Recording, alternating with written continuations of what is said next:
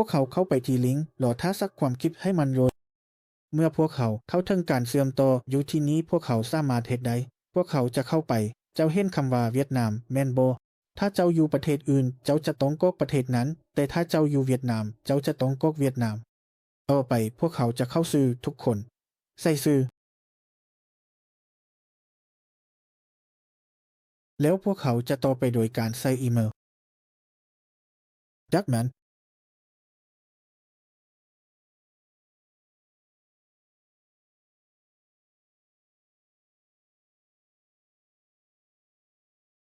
พวกเขาใส่รหัสผ่านโอเคแล้วพวกเขาใส่รหัสผ่านส่วนของรหัสอ้างอิงพวกเขาบ่จำเป็นต้องใส่มันพอเจ้าได้คัดลอกลิงก์อ้างอิงจากคอยแล้ว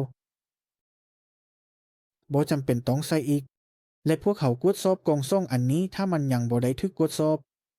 ส่วนของรหัสผ่านเจ้าควรใส่ด้วยตัวอักษรใหญ่ตัวอักษรน้อยตัวเล็กและตัวอักษรพิเศษ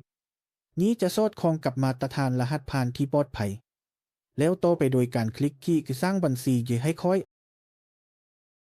เจ้าสามารถคลิกที่รหัสผ่านได้ด้วยดีแล้วเจ้าสามารถเบิ่งมันได้แล้วขอบใจที่ลงทะเบียนไปที่พอทำรอท่าสักความให้มันเข้าระบบดีแล้วโอเคชื่อทำอิดแมนนามสกุลเจ้าสามารถลบส่วนชื่อนี้ได้ใส่นามสกุล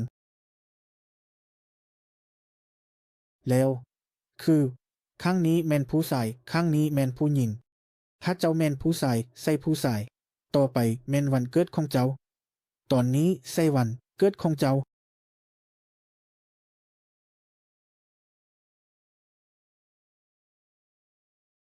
แล้วส่วนนี้จะเป็นสำหรับเบอร์โทรศัพท์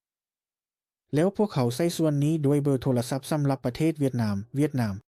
โอเคเมื่อเฮ็ดแล้วพวกเขากดต่อไปทุกคนหลังจากที่ใส่แล้วพวกเขาจะกดต่อไป